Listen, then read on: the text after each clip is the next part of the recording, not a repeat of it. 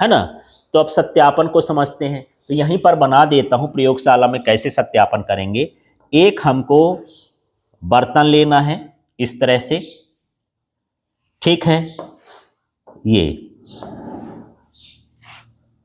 और इसके बीच में एक दूसरा बर्तन लेना है, ये, ठीक है। और इस बर्तन को हम ऐसा करते हैं कि इसके चारों तरफ ऊष्मा बाहर ना जाए, तो इसमें हम रुई वुई भर देते हैं, जैसे थर्मस वर्मस होता है ना, इसको हम क्या कर दिए, इसको रुई भर दिए या बुरादा भर दिए, इसको कुचालक बनाना है, ठीक है।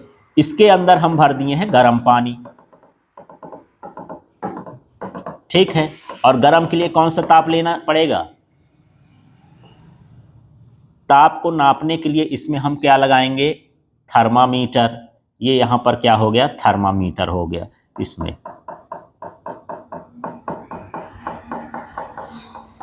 ठीक है। इसका ताप क्या हो गया, T1। गर्म पानी के लिए हम T1 करते हैं। इसके अगल बगल जो हम भरते हैं वो कैसा पानी भरा हुआ है, ठंडा पानी भरा हुआ है यहां,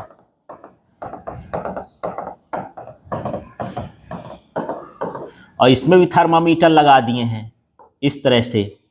और ये थर्मामीटर में भी यहाँ पर ये जो ताप बताएगा ठंडा है, तो ठंडे पानी का ताप को हम क्या लिख देते हैं, क्या हुआ, T2 हुआ, ठीक है। अब इसकी व्यवस्था देखो, यहाँ पर एक हम बर्तन लिए हैं, ये ऊष्मा का बढ़िया सुचालक है, ये क्या है, ऊष्मा का सुचालक पात्र, सुचालक पात्र। और ये जो बाहर लगा है ये क्या कहलाया, कुचालक पात्र, ठीक।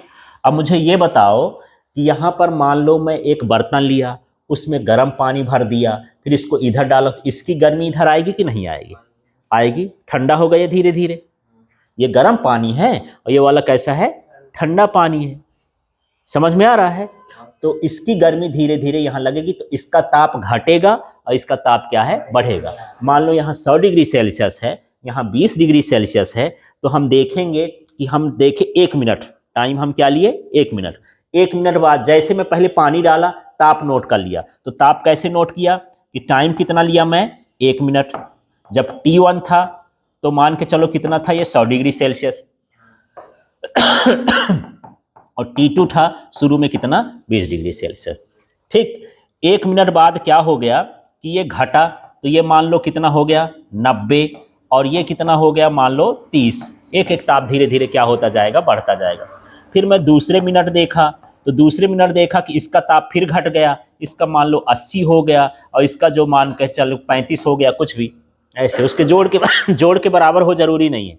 तो अब मैं ये देख रहा हूँ कि जैसे जैसे टाइम बीत रहा है वैसे वैसे क्या होता रहा, ठंडा, ताप घट रहा है। और हमको तो यही बताना है कि शीतलन की दर कैसी है, तो हम इसके बीच क्या खींचते हैं, एक ग्राफ खींच लेते हैं।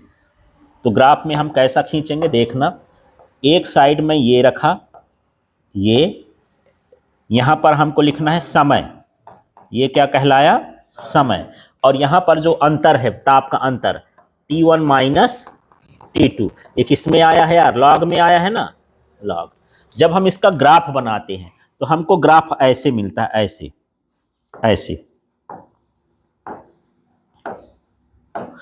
मतलब ये है कि ये नीचे की ओर ढाल है, ये बताता है कि उसका ताप क्या हो रहा है, घट रहा है। और सीधी लाइन है माने समानुपाती है, टेढ़ा मेढ़ा ना, जो ताप घटता है वो तापांतर के क्या होता है, समानुपाती, ये बताता है, ये जो घटता हुआ ग्राफ है। तो ठीक है, क्लियर हो गया।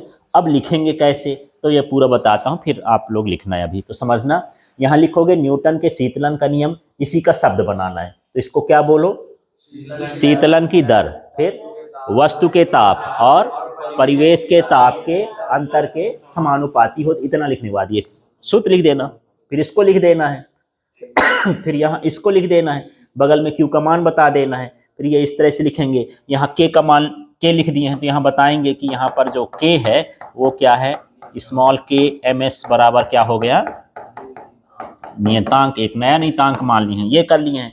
फिर यहाँ समाकलन करने पर ये आ गया। इतना करने के बाद यहाँ पर लिखेंगे सत्यापन। सत्यापन करने के लिए सबसे पहले क्या बना लोगे, ऐसा चित्र बना लेना, ठीक है। अब चित्र में क्या लिखना है कि एक इसके अंदर सुचालक पात्र होता है, जिसके अंदर गर्म पानी भरा होता है, जिसका ताप T1 होता है। फिर से देखो, क्या सुचालक पात्र होता है, उसके अंदर गर्म पानी भरा होता है और उसमें उसका ताप T1 होता है। ठीक है।